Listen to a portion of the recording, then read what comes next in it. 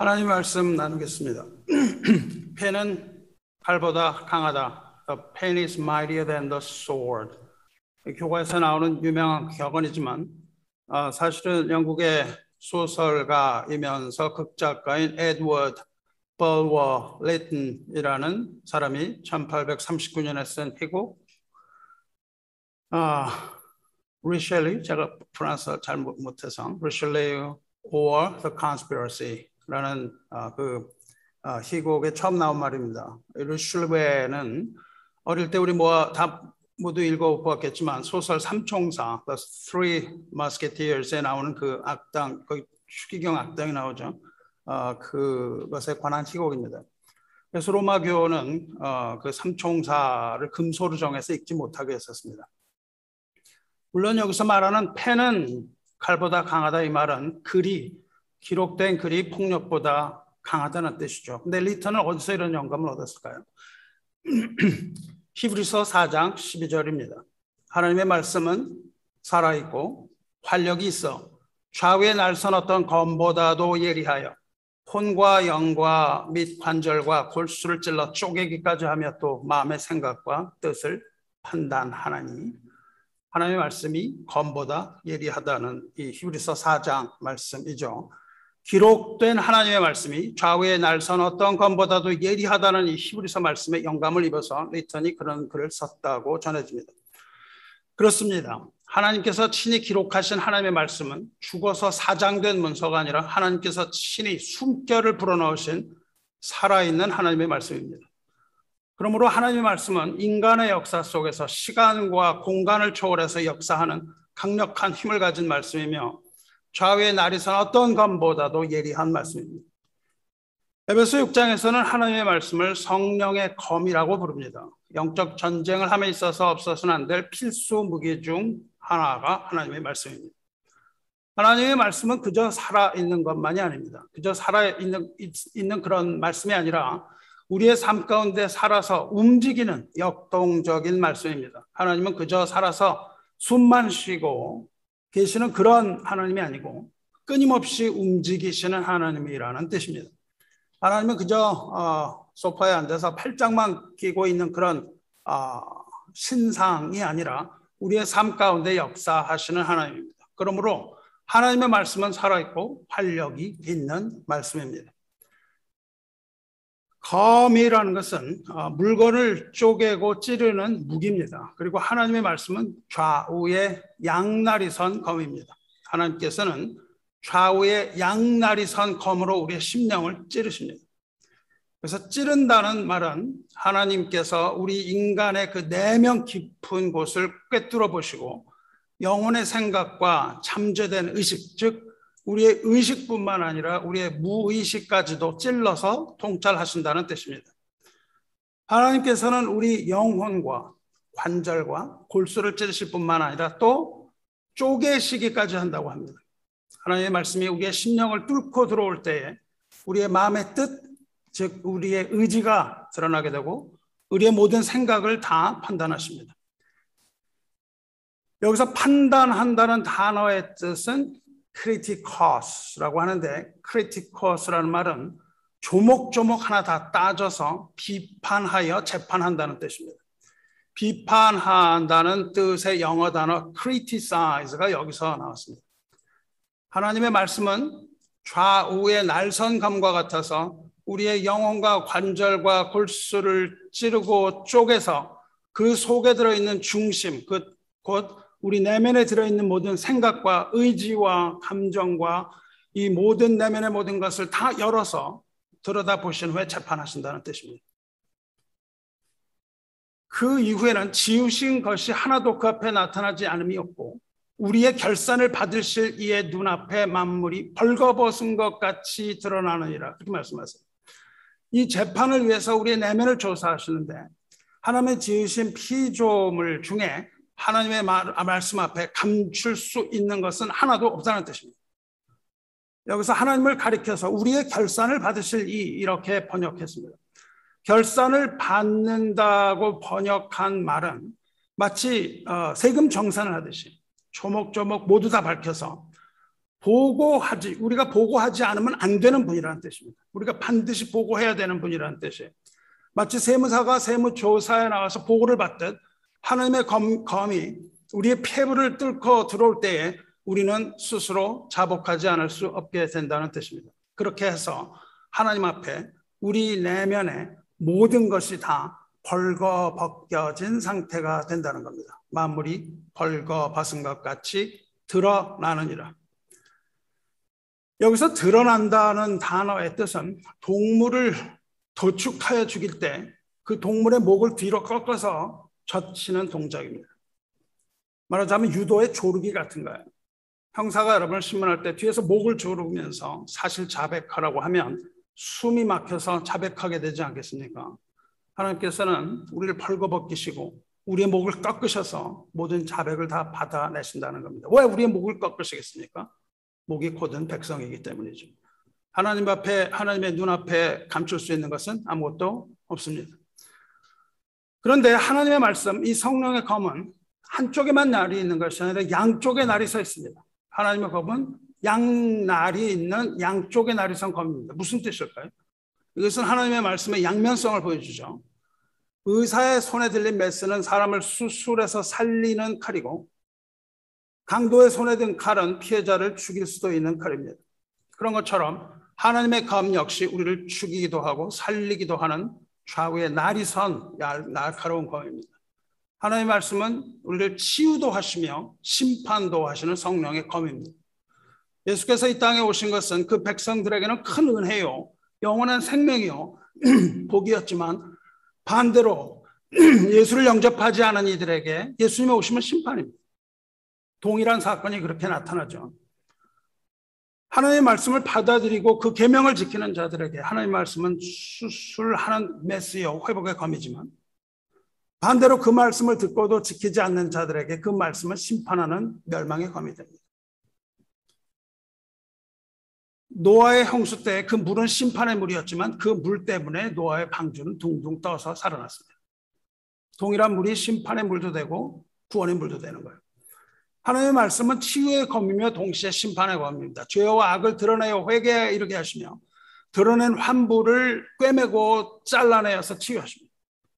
하지만 로마서 1장 29절에 말씀하시는 바, 하나님의 말씀은 우리 마음 가운데 내재하는 불의와 추악과 탐욕과 악의와 시기와 살인과 분쟁과 사기와 악독이 가득한 그런 자와 수군수군하는 자와 비방하는 자와 교만한 자와 자랑하는 자와 악을 도모하는 자와 부모를 거역하는 자와 무정하고 무자비하여 남을 불쌍히 여기지도 않고 자비심이 없어서 사랑하지 않는 자는 그 반대쪽 날로 심판하는 좌우의 날선 날카로운 검입니다. 하나님의 칼은 우리를 치유하시는 칼이며 또한 반대로 칼이 돌아갈 때는 심판하는 무서운 칼입니다. 하나님의 말씀은 또한 안식과 진노의 양날검입니다. 안식과 진노의 양날검이에요. 이것이 바로 신명기 11장에 나타나는 복과 저주입니다. 신명기 11장 내가 26절 내가 오늘 복과 저주를 너희 앞에 두나니 너희가 만일 내가 오늘 너희에게 명하는 너희 하나님 여호와의 명령을 들으면 복이 될 것이요 너희가 만일 내가 오늘 너희에게 명령하는 도에서 돌이켜 떠나 너희 하나님 여호와의 명령을 듣지 않고 본래 알지 못하던 다른 신을 따르면 저주를 받으리라. 동일한 말씀을 주시고 그것을 들으면 복이 되고 그것을 불순종하면 저주가 될 것이다. 그렇게 말씀하세요. 복을 받는 자에게 이런 말씀, 복을 받지 않는 자에게 저런 말씀하시는 것이 아니고 동일한 말씀이 복이 되며 동일한 말씀이 저주가 됩니다. 하나님께 순종하고 그의 계명을 지키는 자에게는 하나님의 말씀이 복이 되지만 만일 하나님의 말씀에 순종하지 않고 그 계명의 도에서 벗어나 순종하지 않는 자에게 동일한 말씀 저주된다는 말씀이에요. 저는 사랑하는 성도 여러분, 하나님의 말씀을 존중해서 들으시기 바랍니다. 조심하고 조심해서 귀 기울여서 들으시기 바랍니다. 오해하면 안 됩니다.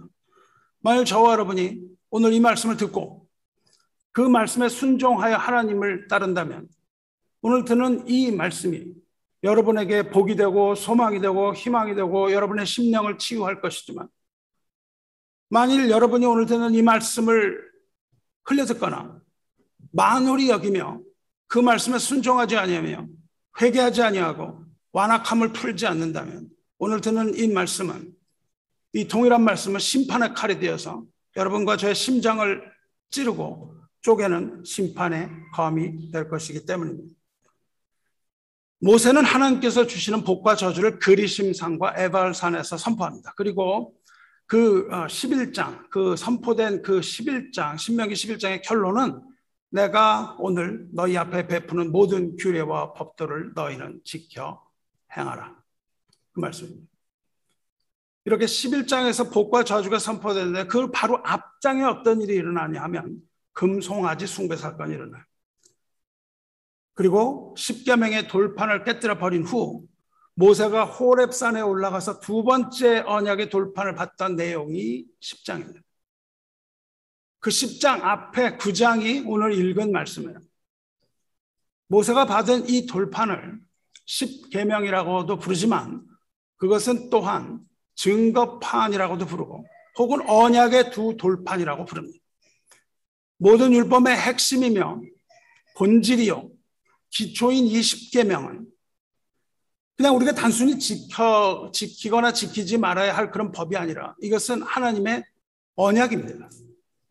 약속이란 뜻이에요. 즉 십계명은 그 표면으로 볼 때는 계명이요 율법이지만 그 내면으로 볼 때 그것은 하나님의 약속이 들어있는 구원의 언약입니다. 십계명을 넣은 산자를 언약궤라고 부르는 것도 동일한 이름입니다. 우리가 하나님의 율법을 오해하는 이유는 그것을 율법이라고 번역했기 때문이에요. 이 이스라엘 족속이 유랑하면서 언어를 잃어버렸어요. 언어를 잃어버리고 이제 그것을 헬라어로 바꿨습니다. 신약 시대에 들어와서. 그래서 그거를 법이라고 하는 노모스라는 말로 번역을 했습니다. 그러나 그것은 노모스가 아니고 토라예요. 하나님의 율법은 지키고 지키지 않는 데 있는 것이 아니라 그것이 바로 삶 자체를 말하는 것입니다. 그래서 우리는 그 율법의 의미를 잘 이해해야 됩니다. 왜 그것을 언약의 두 돌판이라고 부르는지 신명기는 분명하게 기록하고 있어요. 출애굽한 백성들이 40년 동안 광야에서 지내고 순종하지 않던 1세대 백성들은 광야에서 죽었고 이제 그 다음 세대가 약속의 땅 가나안으로 들어가기 바로 전 모세가 그 2세들에게 선포한 말씀이 신명기입니다.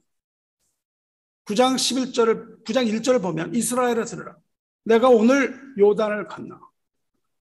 너희들이 오늘 요단을 건넌다 그러는데 요단을 건넌다는 건 가나안으로 들어가는 걸 말합니다. 그런데 오늘 들어간다 그래요. 오늘이란 말은 물론 오늘이란 말이 아니라 가나안 입성이 아주 코앞에 다가왔다는 뜻입니다. 실제로 이 말을 마친 후 모세는 죽고 그리고 2달쯤 후에 이들은 가나안에 들어갑니다. 오늘이라고 이야기하죠. 하나님께서 그 강대한 가나안 족속을 물리치고 이 백성을 가나안에 들어가게 하실 때 삼가 조심하라 경계하세요. 그 땅에 너희가 들어갈 수 있는 이유는 너희가 의로워서 그런 것이 아니다. 그 땅에 들어갈 수 있는 너희가 올곧거나 너희가 정직하거나 뭘 잘해서 너희가 그 땅에 들어가는 것이 아니다. 너희가 그 땅을 차지할 수 있는 이유는 첫째로 그들을 제가 이제 가득 환영했기 때문에 그들이 악을 행했기 때문이다.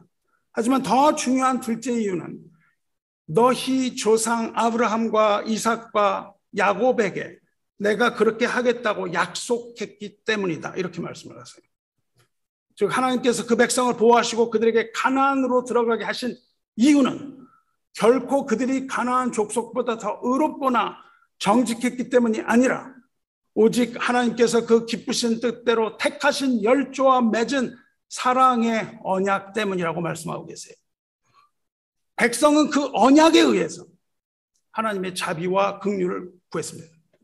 그리고 하나님께서는 그 사랑의 언약 때문에 그 백성을 보호하시고 가나안 땅에 집어넣으셨어요. 이것을 사랑의 언약이라고 부르는데 이 사랑의 언약을 우리는 옛 언약이라고 부릅니다. 예수 그리스도를 통해서 주어진 언약은 새 언약이라고 부릅니다. 하지만 옛 언약과 새 언약은 겉모습 껍데기만 다를 뿐 그 본질상 동일한 약속입니다. 왜냐하면 사랑의 하나님은 변하시지 않기 때문에 그렇습니다. 하나님은 어제나 오늘이나 영원토록 변하지 않으시는 분이며 그 약속은 동일한 것의 재생이기 때문에 그래요. 그 두 언약 모두 마음을 다하고 뜻을 다하고 힘을 다하여 내 하나님 여호와를 사랑하며 내 형제를 내 몸과 같이 사랑하라는 언약입니다. 이 언약이 깨지면 가나안에 들어갈 수 없는 겁니다. 옛 언약과 이 새 언약을, 그래서 이 두 언약을 옛 계명이라고 부르고 새 계명이라고도 부릅니다.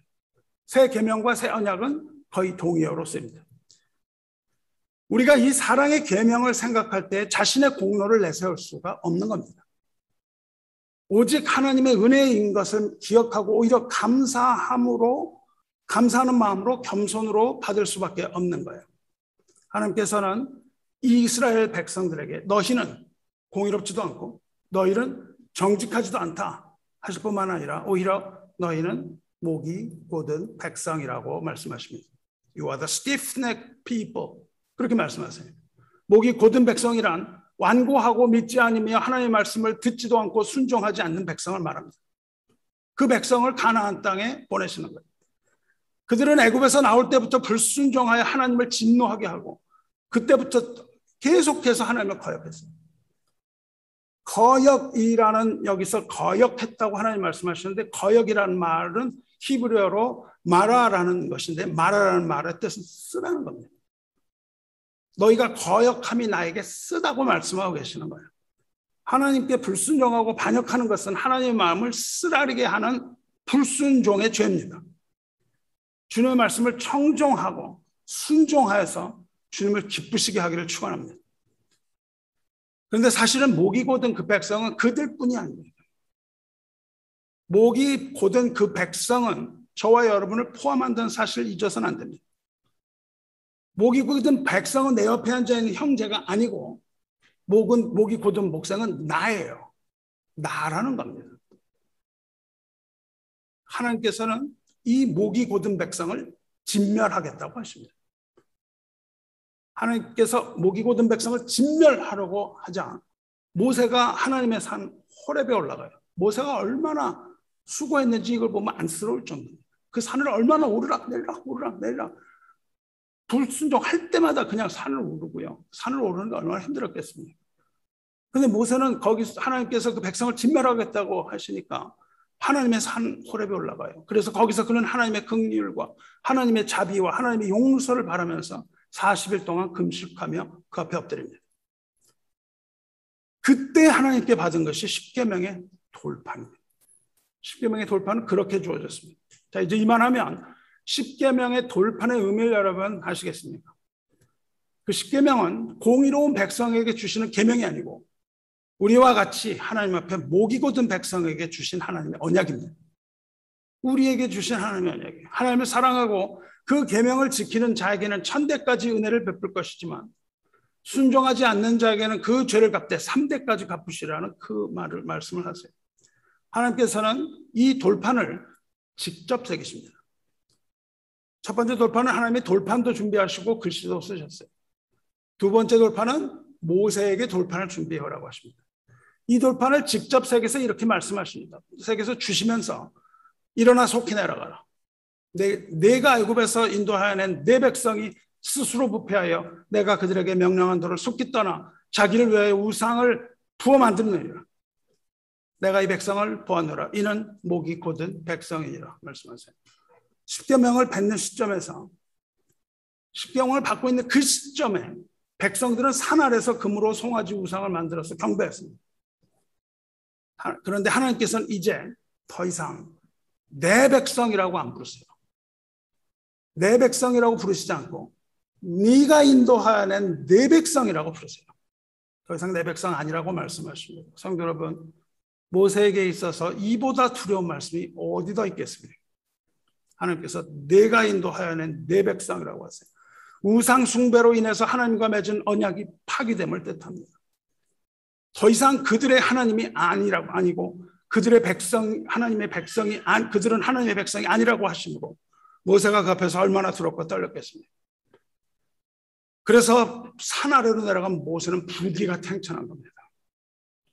분기가 탱천해서 그 돌판을 던져서 깨뜨려 버렸고 언약도 깨졌습니다. 하지만 이를 긍휼히 여기신 자비로우신 하나님께서는 두 번째 돌판을 다시 만들어 주시고 하나님의 언약은 아슬아슬하게 다시 시작이 되는 겁니다. 이게 신명기를 읽을 때 드러나는 사실이에요. 성도 여러분, 하나님께서는 이 돌판을 직접 만들어서 모세에게 주셨어요. 어떻게 만드셨을까요? 하나님께서 돌을 깎으시고 거기에 십계명을 써서 주셨습니다.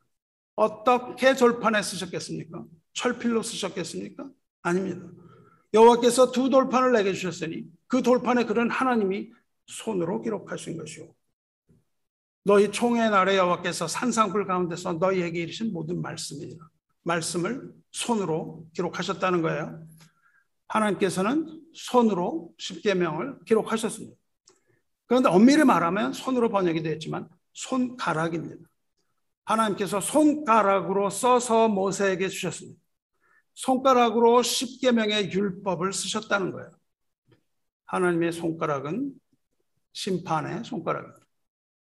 그 법을 하나님께서 제정하심을 뜻합니다.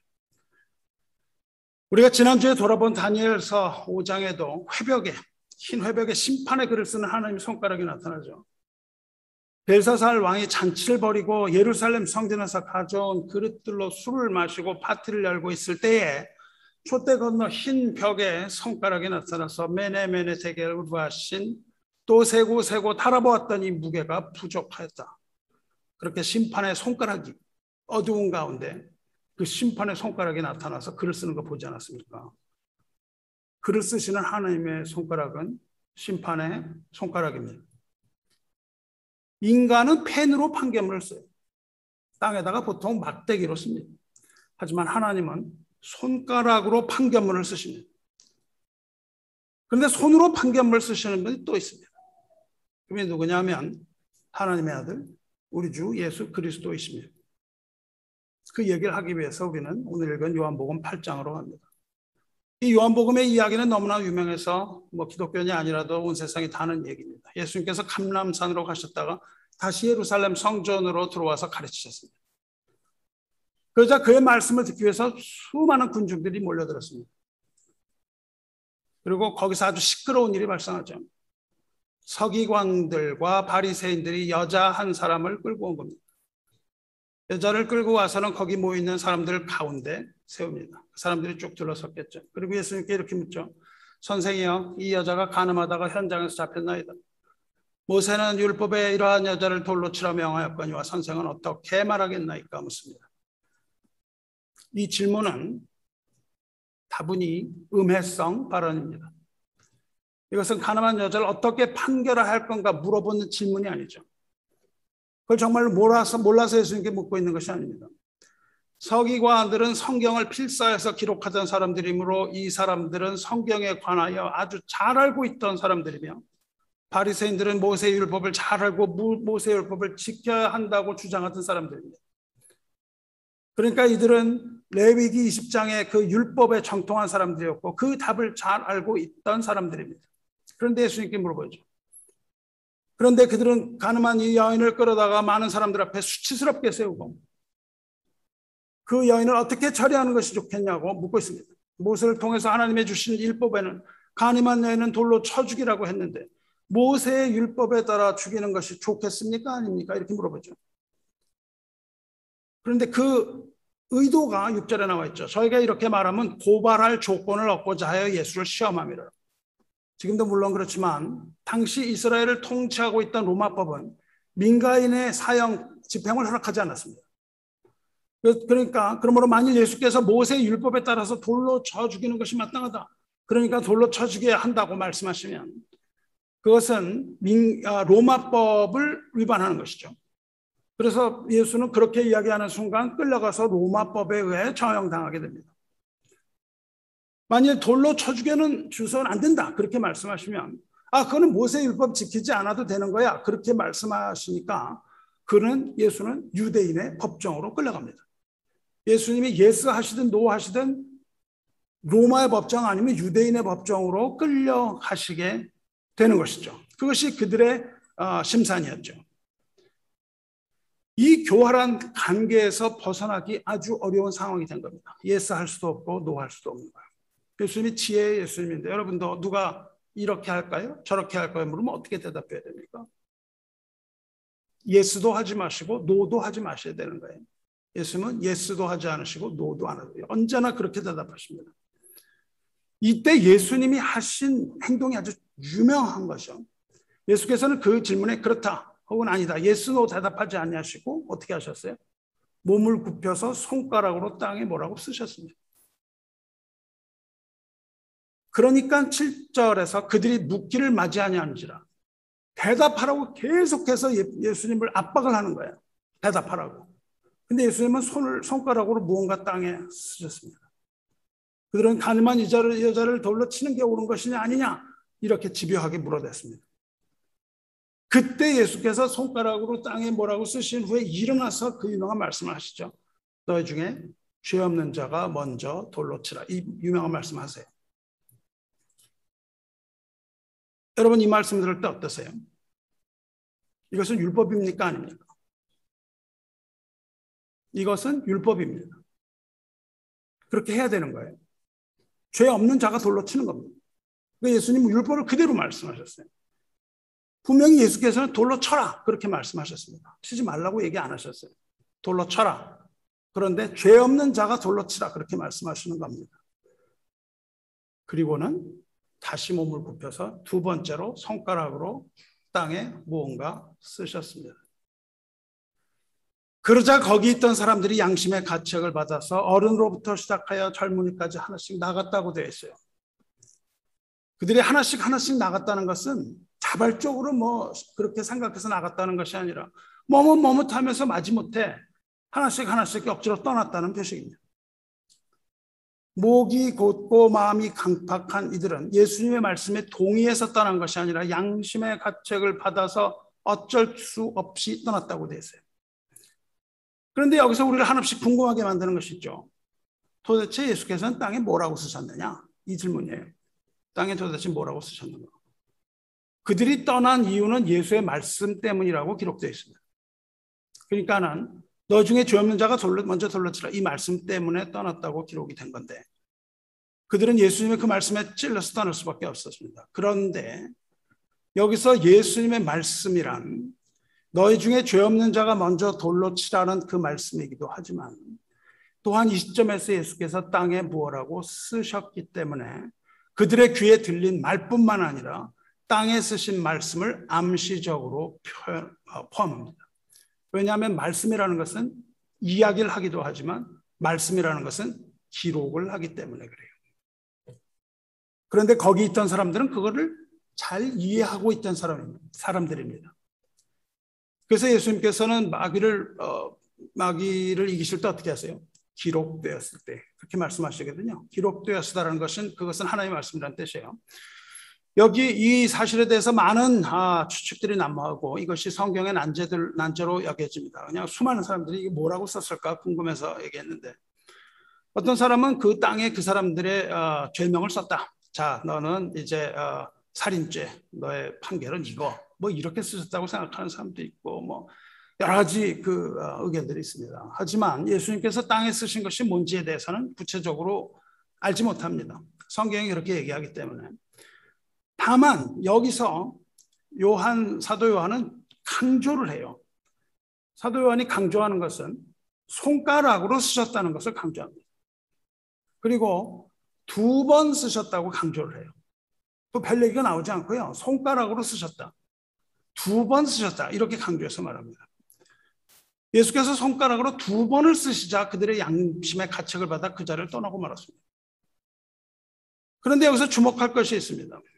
보통 땅바닥에 뭘 쓰려고 그러면 우리가 나뭇가지나 돌을 들거나 그래서 씁니다. 그런데 예수께서는 나뭇가지를 들어서 쓰셨다 그렇게 돼 있지 않고 돌로 쓰셨다고 돼 있지 않고 손가락으로 쓰셨다고 강조해서 2번이 나와요. 왜 꼭 손가락으로 쓰셨을까요? 사도 요한은 왜 굳이 예수께서 손가락으로 쓰셨다 이렇게 말을 했을까요? 2번이나. 여러분 성경을 읽을 때 우리 기도하는 마음으로 자세히 보시기 바랍니다. 성령의 조명하심을 바라서 내 마음에 불을 밝혀주시기를 간구하며 읽으시기 바랍니다. 비록 우리들은 바닥에 글을 쓰는 것이 무엇인지 잘 모르지만 그 요한복음을 읽는 이 바리새인들과 율법교사들 그리고 거기 둘러섰던 그 율법주의자들은 무엇을 의미하는지를 잘 알 수 있었다고 생각을 합니다. 사도 요한이 왜 그렇게 손가락으로 쓰셨다라고 강조해서 이야기할까요? 요한의 의도는 무엇일까요? 요한은 예수께서 곧 하나님이라고 말씀하고 있는 것같죠. 태초에 말씀이 계시니라, 이 말씀이 하나님과 함께 계셨으니 이 말씀은 곧 하나님이시라. 말씀이 육신이 되어 우리 가운데 거하심에 우리가 그의 영광을 보니 아버지의 독생자의 영광이요 은혜와 진리가 충만하더라. 요한복음은 예수님이 하나님이라는 것으로 시작을 해요. 예수님은 하나님이시다, 그 말을 합니다. 다시 말하면 말씀이 육신이 되어 우리 가운데 거하심에, 그리고 그 말씀은 1절을 보면 태초에 말씀이 계시니라, 이 말씀이 하나님과 함께 계셨으니 이 말씀은 하나님이시라. 그러니까 말씀이 육신이 된 예수 그리스도를 다시 1절에다 대입하면 태초에 예수 그리스도께서 계시니라, 이 예수 그리스도께서 하나님과 함께 계셨으니 예수 그리스도는 곧 하나님이시라. 이렇게 논리적으로 전개를 하면서 요한복음이 시작되는 거예요. 그러니까 요한은 예수께서 하나님과 동등하신 분이라고 이야기하고 있습니다. 그리고 성경을 통틀어서 여러분 보십시오. 손가락으로 뭔가를 쓰는 분은 오직 하나님밖에 없습니다. 손가락을 뭐 쓴다고 하는 것은 하나님밖에 없어요. 그러니까 지금 요한은 하나님이 손가락으로 땅에 글을 쓰시는 모습을 보여주고 있는 것 같습니다. 그리고 2번이나 그렇게 해요. 구약을 통틀어서 하나님이 손가락으로 2번 글을 써서 주신 것은 이 둘 돌판에 새긴 십계명 외에는 없습니다. 이 관점으로 우리가 본다면 예수께서 뭐라고 땅에 쓰셨는지는 알 수 없지만 우리는 그것이 곧 심판의 손가락인 것을 알 수 있습니다. 이건 성경의 정경적인 의미로 볼 때 성경 전체가 얘기할 때 예수님이 심판의 하나님이시기 때문에 그렇습니다. 하나님께서 돌판의 율법을 기록하신 것처럼 예수께서도 그것을 땅에 쓰실 수 있다는 거죠. 판결문을 쓰실 수 있다는 겁니다. 하나님께서 호렙산에서 손가락으로 십계명을 기록하고 또 말씀으로 율법을 들려주셨어요. 기록하고 들려주셨습니다. 예수님께서도 손가락으로 땅에 쓰시고 또 너희 중에 죄 없는 자가 먼저 돌로 치라고 말씀하여 주세요. 입을 열어서 율법을 말씀하십니다. 왜냐하면 이 말씀이 곧 십계명의 말씀이니까요. 호렙산에서 여호와께서 십계명을 쓰시고 십계명 말씀해 주신 것처럼 예수님도 그것을 쓰시고 말씀하셨어요. 그리고 예수님께서도 이렇게 2번 쓰셨죠. 이게 무슨 말입니까? 서기관들과 바리새인들이 모세의 율법에 관하여 말했을 때 예수께서는 그들에게 손가락으로 말씀하시는 거죠. 이 율법은 내가 손가락으로 썼다고 암암리에 말씀하고 계신 겁니다. 누가 썼겠습니까? 율법을. 예수님께서 쓰셨습니다. 그 율법을 내가 썼으니 그 율법의 심판 또한 오직 내가 하는 것이다. 이렇게 우리에게 말씀하고 계십니다. 심판할 수 있는 분은 오직 하나님과 그의 아들 예수 그리스도 외에는 없기 때문에 그래요. 이렇게 말씀하시는 것이 아니고 무슨 말이겠습니까? 이것이 가장 이해하기 좋은 해석 방법입니다. 주 안에서 사랑하는 성도 여러분, 율법의 해석은 오직 하나님만이 하십니다. 인간은 그 율법을 해석하고 적용할 능력이 없습니다. 오직 율법을 제정하신 예수님만이 그 율법을 적용하고 율법을 실행하여 심판할 수 있는 권능을 가지셨습니다. 주님께서는 그 손가락으로 심판하실 겁니다. 심판의 몫은 오직 심판자이신 그리스도에게만 있고 우리에게 있지 않다는 것을 보여주십니다.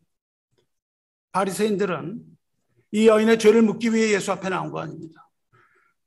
율법을 지키려고 예수 앞에 나온 게 아니에요.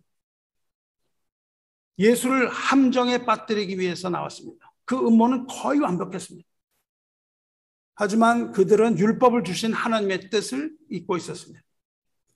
율법은 형벌을 가하기 위하여 주신 것이 아니고 죄를 멀리하고 죄를 버리고 하나님께 돌아오게 하는 데 목적이 있습니다. 율법은 하나님께 돌아가게 하는 거예요. 죄인을 처벌하는 데 목적이 있지 않습니다. 그리고 율법은 죄를 깨닫게 하는 데 목적이 있어요. 율법이 없으면 그게 죄인지 모르기 때문에. 그러므로 율법을 지켜서 구원 얻지 못하고 구원은 오직 믿음과 하나님의 은혜로만 얻을 수 있는 것이죠. 이들은 여인의 죄를 물었지만 하나님의 뜻을 무시하는 자기 안에 있는 더 큰 악을 보지 못해요. 그것을 예수님께서 누가복음 6장에서 말씀하시죠. 어찌하여 형제의 눈 속에 있는 티는 보고 내 눈 속에 있는 들보는 깨닫지 못하느냐. 너는 내 눈 속에 있는 들보를 보지 못하면서 어찌하여 형제에게 말하기를 형제여 나로 내 눈 속에 있는 티를 빼게 하라. 나더러 빼게 하라는 거예요.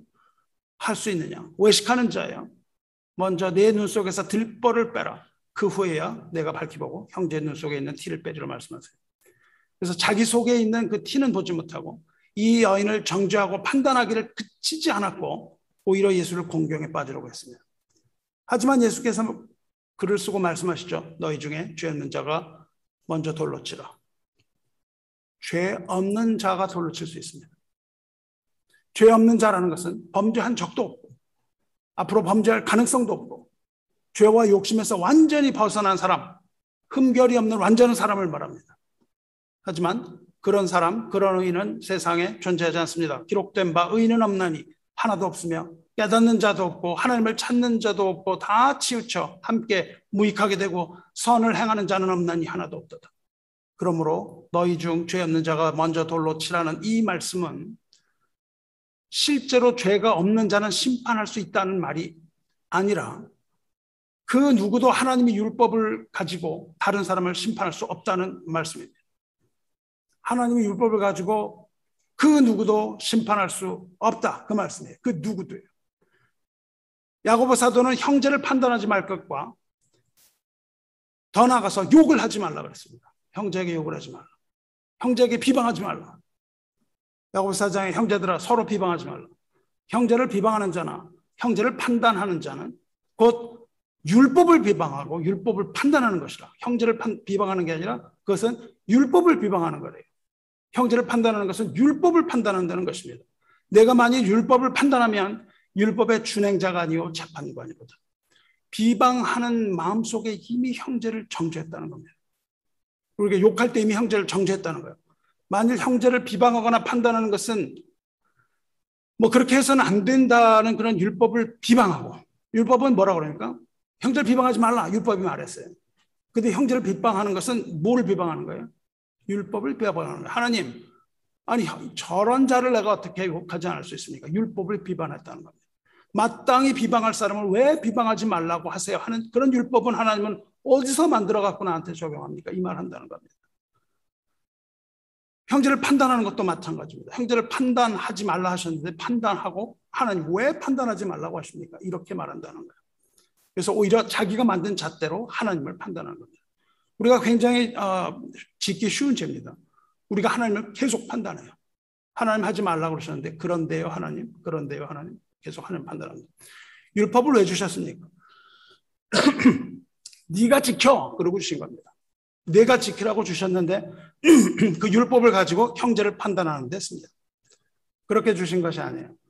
만일 여러분이 가지고 있는 어떠한 기준, 그것이 비록 성경이라 할지라도 성경에 이렇게 말씀하셨습니다라고 판단한다는 거예요. 이걸 가지고 정죄한다는 겁니다. 비록 그것이 성경이라 할지라도 그 기준, 그 율법을 가지고 자신을 돌아보는 것이 아니라 성경에 이렇게 써 있으므로 그것이 나에게 하시는 말씀입니다라고 하지 않고 이것을 형제에게 들이대는 것. 그렇게 판단하면 그것은 내가 곧 재판관이 된다는 것입니다. 이것을 가지고 재판관이 되는 거예요. 그것은 엄연한 월권이요. 하나님을 대신하라는 교만에 빠짐으로 하나님의 용서를 받을 수가 없습니다. 주 안에 사랑하는 형제 여러분, 무슨 수를 써서라도 내가 옳다고 생각하는 그 자기의 의를 찍어버리시기 바랍니다. 내 안에서 옳다고 하는 그것을 찍어버려야 돼요.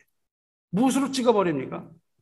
내가 찍어버릴 수가 없습니다. 내가 어떻게 나를 찍어요? 내가 어떻게 내 발등을 찍겠습니까? 그것을 찍어버릴 수 있는 것은 오직 성령의 검, 하나님의 말씀에는 없습니다. 성령께서 우리 마음 가운데 그것을 잘라버리시는 거죠. 자기의 의가, 나의 옳음이 하나님의 의를 이루지 못합니다. 성경에 비춘 의를 말해요. 그냥 우리의 생각보다는 여기에 있는 것조차 그렇다는 겁니다. 그리고 남을 정죄하고 판단하는 기준으로 자신이 판단을 받을 것이며 하나님의 심판받게 된다고 말씀하셨어요. 여러분, 우리가 그렇게 안 살 수가 없잖아요. 그런데 우리 마음속에 계속 그런 것이 일어나죠. 그래서 괴롭습니다. 왜 괴로울까요? 하나님의 자녀이기 때문에 그렇습니다. 왜 괴로워요? 성령께서 그렇게 하지 말라고 간곡하게 만류하고 계시기 때문에 그래요. 그것이 없이 어떻게 우리가 우리의 의로 형제를 사랑할 수 있습니까? 전쟁이 일어나는 겁니다. 우리 마음속에. 예수를 믿으면 전쟁이 일어나는 거예요. 마음속에 그런 형제 판단의 감정이 일어날 때 여러분 어떻게 해야 됩니까? 하나님 앞에 엎드려야 됩니다. 하나님 앞에 엎드려서 용서를 구하고 성령을 구해야 돼요. 손가락으로 글을 쓰시는 분은 하나님밖에 없습니다. 하나님만이 입법자요, 하나님만이 재판관입니다. 야고보의 손가락을 빌어서 우리에게 그렇게 말씀하셨습니다. 야고보의 손가락이 펜으로 그렇게 우리에게 썼어요. 입법자와 재판관은 오직 한 분이시니 능히 구원하기도 하시며 멸하기도 하시느니라. 너는 누구이길래 이웃을 판단하느냐? 이렇게 말씀하세요. 형제를 판단하는 자에게 하나님께서 물으십니다. Who are you? 너는 누구냐? 하나님이 나는 너를 모른다 말씀하시는 거예요. 너는 누구냐? 너는 누구이길래 형제를 판단하느냐? 두렵지 않습니까? 하나님이 우리를 알지 못한다고 말씀하시는 거예요. 주여 주여 하는 자마다 다 안다고 하지 않으시고 너는 누구냐 말씀하세요. 누구에게? 형제를 판단하는 자에게. 이것이 하나님의 법을 가지고 형제를 판단하는 자가 하나님의 백보자 심판대에서 들을 질문입니다. 하나님께서 질문하십니다. 너는 누구냐? 어디서요? 심판대에서. 우리가 뭐라고 말씀하십니다. 누구나 다 주님의 심판대 앞에 서리라고 말씀하세요. 너는 누구이기에 이웃을 판단하느냐? 두렵게 여기시고 형제를 판단하는 판단을 제거하시기 바랍니다. 예수께서는 죄 없는 자가 먼저 돌로 치라는 이 말씀 한마디로 거기 있던 모든 사람들을 다 하나님 앞에서 벌거벗은 모습으로 서게 하셨습니다. 이 말씀이 살아있는 하나님의 말씀입니다. 하나님의 말씀은 살아있고 활력이 있어 좌우의 날선 어떤 것보다도 예리하여 혼과 영과 및 관절과 골수를 찔러 쪼개기까지 하며 그 마음의 생각과 뜻을 판단하나니 그들이 벌거벗어요. 지으신 것이 하나도 그 앞에 나타나지 않음이 없고 우리의 결산을 받을 시에 눈앞에 만물이 벌거벗은 것 같이 드러나느니라. 그들의 모든 것이 그 말씀 한마디로 다 드러났습니다. 우리도 하나님 앞에 이처럼 벌거벗은 자로 서게 된 겁니다. 우리가 가지고 있는 돈도 소용없고 우리가 가지고 있는 권력도 소용없고 우리는 벌거벗은 자로 하나님의 심판대 앞에 서는 겁니다. 그때 하나님께서 너는 누구냐 물으신다면 어떻겠습니까? 우리 마음속에 있는 분노와 모든 죄악은 다 드러납니다. 아무리 겉으로 보기에 올바르고 선한 말을 해도 그 동기가 악하면 마침내 하나님의 심판을 받으신다는 거예요. 이 여인을 정죄하던 사람들이 다 떠났습니다. 그리고 거기 여자와 예수님만 딱 남아요. 그런데 그들이 여인을 돌로 치지 못했던 것은 그 여인에게 죄가 없었기 때문이 아닙니다. 예수님께서 그 여인의 죄를 옹호하신 게 아니에요. 죄가 명백하게 있어야 있었고 그 여인 역시 명백하게 죄를 인정해야만 하는 죄인이었어요. 예수님은 그 여인에게 선호감을 가지고 그 여자를 도와주려고 하신 것이 아니라는 뜻이에요. 여인에게 물으십니다. 여자여, 너를 고발하던 그들이 어디 있느냐? 너를 정죄한 자가 없느냐? 그 여자가 대답합니다. 주여 없나이다. 그러니까 예수님께서 여인에게 이렇게 말씀하시죠. 나도 너를 정죄하지 아니하노니 가서 다시는 죄를 범하지 말라. 성도 여러분, 예수께서는 죄 없는 자가 먼저 돌로 치라 말씀하셨습니다. 그런데 그 수많은 사람 중에 죄 없는 자가 한 사람 딱 있었습니다. 그게 누구냐면 예수님이에요. 죄 없는 이는 예수 자신이었습니다. 그런데 예수께서 그 여인에게 돌을 던지신 것이 아닙니다. 다 떠나고 예수님께서 돌을 던지셨어야 합니다.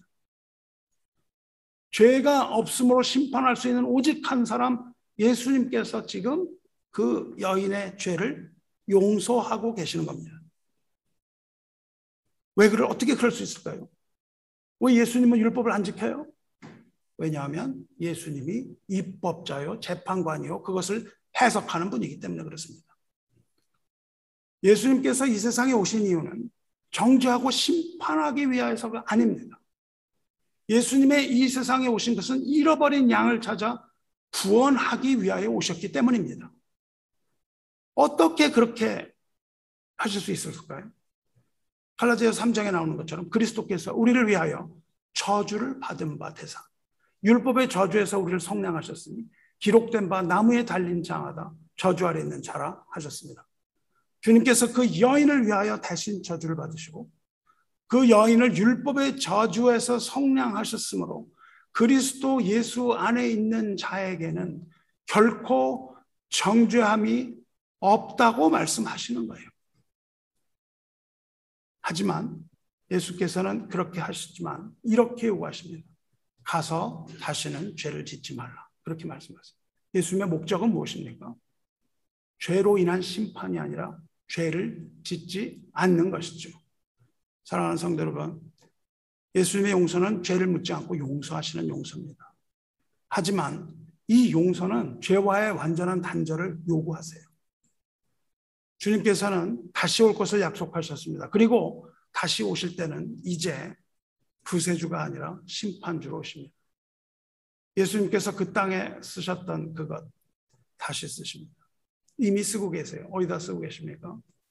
하나님의 생명책에 쓰고 계십니다. 여인에게 요구하셨습니다. 가서 다시는 죄를 범하지 말라.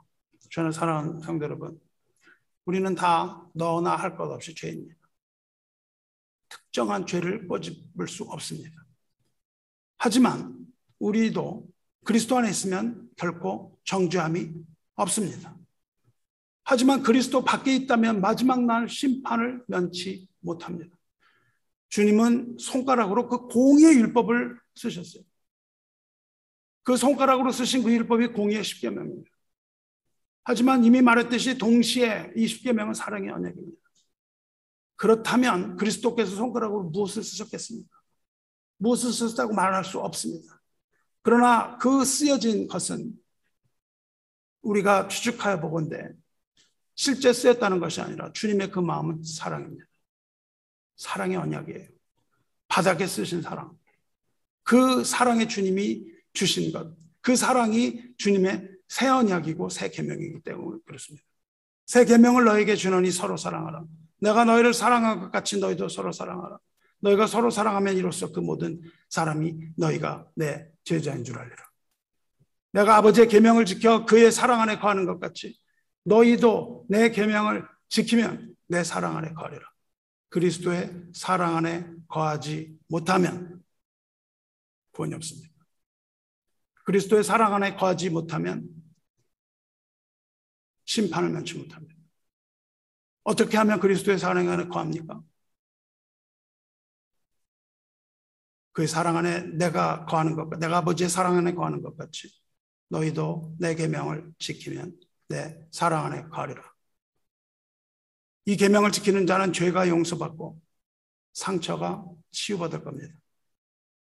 이 계명을 어겨서 사랑의 계명을 따르지 않고 형제를 비방하며 심판하는 자에게는 긍휼 없는 심판이 따른다고 말씀하세요. 그의 형제를 사랑하는 자는 빛 가운데 거하며 자기 속에 거리낌이 없으나 그의 형제를 미워하는 자는 어둠에 있고 또 어둠에 행하며 갈 곳을 알지 못하나니 이는 그 어둠이 그의 눈을 멀게 하였습니다. 주 안에 있는 형제 여러분, 우리는 너나 할 것 없이 모두 하나님 앞에 죄인입니다. 죄를 들킨 죄인이든지 아니면 들키지 않은 죄인입니다. 들키지 않은 죄인이 들킨 죄인에게 손가락질 할 수 없다는 겁니다. 하지만 이 모든 자, 들킨 죄인이나 들키지 않은 죄인이나 하나님 앞에서는 모두 다 한갓 벌거벗은 죄인일 뿐입니다. 한 걸음 더 나가서 죄인은 죄인을 정죄할 수 없습니다. 여러분 생각해 보십시오. 살인범이 어떻게 도둑놈을 정죄합니까? 인간의 죄를 판결하실 수 있는 분은 오직 하나님 한 분밖에 없습니다. 오직 주를 경외하며 그리스도 안에서 서로 사랑함으로 주님의 의를 이루시기를 주님의 이름으로 축원합니다. 심판의 권세는 오직 손가락으로 하늘을 펴시고 손가락으로 땅에 기초를 놓으신 하나님 아버지와 손가락으로 그 바닥에 사랑의 계명을 새기신 하나님의 아들 예수 그리스도 외에는 없습니다. 비판이나 정죄는 우리의 몫이 아닙니다. 오직 용서와 이해와 사랑과 기도만이 그리스도의 새 언약과 새 계명 안에서의 우리의 몫입니다. 주님께서도 이렇게 말씀하셨죠. 용서하라. 그리하면 너희가 용서를 받을 것이요. 너희가 사람의 잘못을 용서하지 아니하면 너희 아버지께서도 너희 잘못을 용서하지 아니하시리라. 너희가 너희를 사랑하는 자를 사랑하면 무슨 상이 있겠느냐? 형제에게만 무난하면 남보다 나은 게 뭐냐? 원수를 사랑하고 너희를 박해하는 자를 위해 기도하라. 그렇게 말씀하셨어요. 원수를 위하여 어떻게 하라고요? 기도하라. 너희를 박해하는 자를 위하여 어떻게 하라? 기도하라. 비판이나 정죄는 우리 몫이 아닙니다. 오직 용서와 이해와 사랑과 기도만이 그리스도의 새 언약과 새 계명 안에서 우리의 몫입니다. 그뿐 아니라 죄인인 우리는 성령 안에서 회개해야 됩니다. 너희가 회개하여 각각 예수 그리스도의 이름으로 세례를 받고 죄사함을 받으라. 그리하면 성령의 선물을 받으리니. 우리가 주님 앞에서 용서받을 수 있는 근거는 오직 그분만이 우리 죄를 용서할 수 있는 권능과 능력을 가진 분이기 때문에 능력이 없이 말로만 우리를 구원할 수 없습니다. 회개하고 그분을 우리의 구주의 주님으로 고백하시기 바랍니다. 고백하고 고백하는 자에게 그리스도께서는 오늘도 이렇게 말씀하시는 거예요. 우리에게 이렇게 말씀하시는 겁니다. 나도 너를 정죄하지 아니하노니 가서 다시는 죄를 범하지 말라. 이렇게 우리에게 말씀하시는 겁니다. 말씀 맺겠습니다. 주님께서 이 땅에 오셔서 손가락으로 사랑의 계명을 쓰셨습니다. 하지만 다시 오시는 그날에는 동일한 손가락으로 심판의 판결문을 쓰십니다. 인간이 쓴 판결문은 종이의 펜으로 쓴 이 땅의 것이며 유한한 것입니다. 대법관이 쓴 판결문도 한낱 종이 쪽에 불과합니다. 하지만 주님께서 손가락으로 기록하신 그 판결문은 한번 기록되면 그 누구도 그것을 지우거나 변경하지 못하는 돌판에 쓴 판결문입니다. 주 안에서 서로 비난함으로 주님을 괴롭게 하지 말고 새 언약과 새 언약 안에서 서로 사랑하여 아버지를 기쁘시게 하는 저와 여러분 되기를 주님의 이름으로 축원합니다. 함께 기도하겠습니다. 은혜와 사랑이 충만하신 하나님 아버지, 손가락으로 하늘을 펴셨을 뿐 아니라 바다 깊은 곳에 땅에 기초를 세우시고 생명을 주신 권능의 하나님의 이름을 찬양하나이다. 또한 손가락으로 말씀을 기록하여 우리에게 주시고 그 말씀에 따라 세상을 살아가게 하시되 말씀으로 우리를 구원하시고 그 뜻에 따라 세상을 보존하여 지키시는 하나님께 찬송과 존귀와 영광을 돌리나이다. 아무 가치도 없는 하찮은 우리 인생들을 굽어보시고 그 크신 위로와 사랑으로 보살피시니 감사에 또 감사를 드리며 깊고도 넓으신 하나님의 섭리에 경탄을 금치 못하나이다. 하나님 앞에서 우리 모두 죄인이오나 손가락으로 쓰신 사랑의 판결문으로 우리의 죄악을 용서하시고 가서 다시는 죄를 짓지 말라고 하시는 우리 주 예수 그리스도의 말씀만이 우리의 소망이시니 그 권세 아래 우리가 모두 무릎 꿇게 하시되 우리의 회개와 고백을 받아내시고 용서하여 주시옵소서. 십자가에서 고난을 받으시고 제3일의 무덤에서 일어나시고 하늘에 올사 하나님 우편에 앉으셔서 거기로부터 우리를 능히 구원하시고 선한 옛길로 인도하시는 하나님의 아들 우리 주 예수 그리스도의 이름으로 간절히 기도드리옵나이다. 아멘.